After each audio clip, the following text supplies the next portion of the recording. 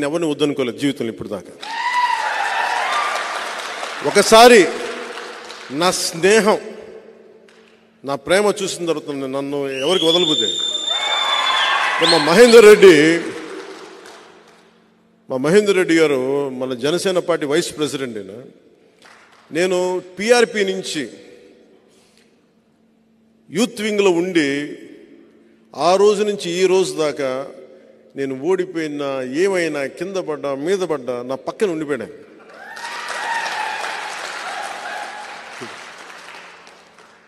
ఆయన ఎందుకు చెప్తున్నానంటే నేను భావజాలం మాట్లాడను, సాధిస్తాను దాన్ని సాధనలో పెడతాను దాన్ని. సో ఇది కాకినాడ పార్లమెంటు భారీ మెజారిటీతో గెలవాలి మనం. ఉదయ్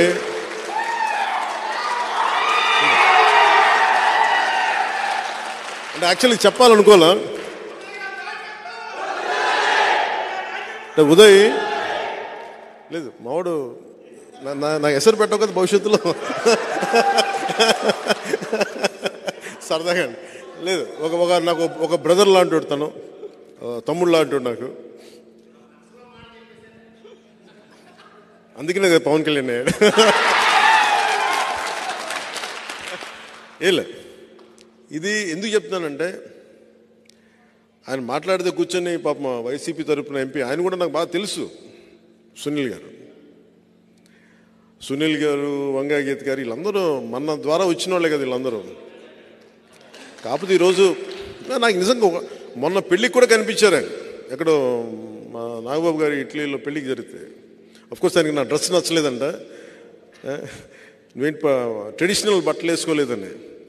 నేను సినిమాలు వేసుకోవడానికి ఇబ్బంది పడుతున్నాను, నాకేదో మామూలు చొక్కా ప్యాంట్ నాకు ఇలా రమ్మంటే. నిజంగా ఆయన చాలా తప్పు పార్టీని ఎంచుకున్నారు, మంచివాడే కానీ తప్పు పార్టీని ఎంచుకున్నాడు ఆయన. లేదా సరైన సమయంలో ఆ పార్టీని ఎంచుకోలేదు. ఈ రోజున వైసీపీ ఎందుకు సుస్థిరత ఇవ్వలేదంటే, వైసీపీ వాళ్ళకి మనసులో లేదు. వాళ్ళకి నిజంగా సుస్థిరత ఇద్దాం అనుకున్నాడు. మీరందరూ చాలామంది వైసీపీ నుంచి కూడా వచ్చారు. ఇప్పుడు నేను నా క్యాడర్ని నేను రక్షించుకుంటాను, నేను వదలను నా క్యాడర్ని. మా కొట్టే సాయిని శ్రీకాళహస్తిలో ఒక చెంపదెబ్బ పడితే నేను మొత్తం ఢిల్లీకి వెళ్తున్నాను ఆపేసి అటు తిరుపతి శ్రీకాళహస్తిలో దిగి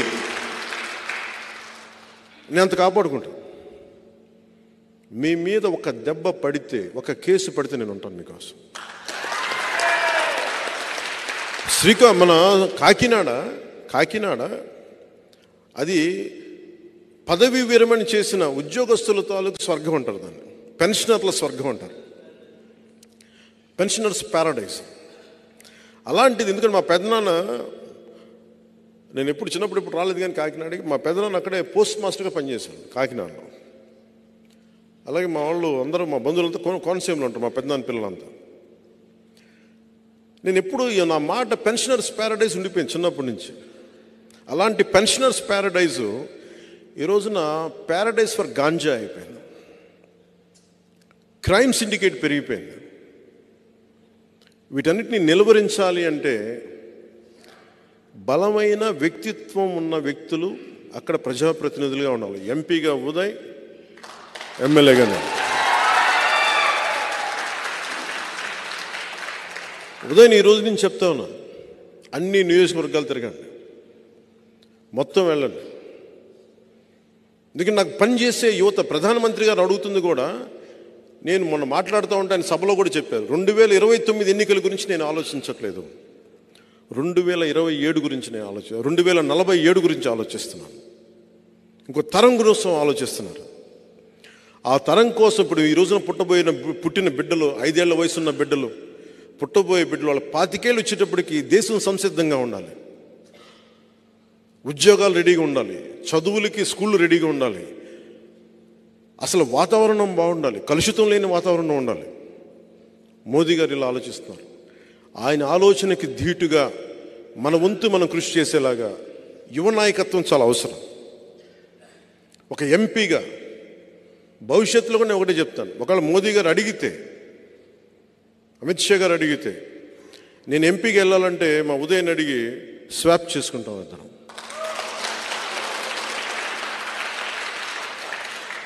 ఈ రోజున మీకు అందరికీ ఇది మాట ఇస్తున్నాను.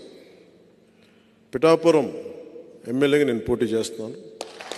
కాకినాడ ఎంపీగా ఉదయ్ గారు పోటీ చేయబోతున్నారు. మా ఇద్దరిని, ఎందుకంటే ఇది గీటురాయి ఎన్నికలు. నిజంగా దశాబ్దం తర్వాత నేను నోరు తెరిచి అడుగుతున్నాను, ఓట్లు వేయమండి, ఓట్లు వేయండి, నాకు నేను హక్కు సంపాదించు.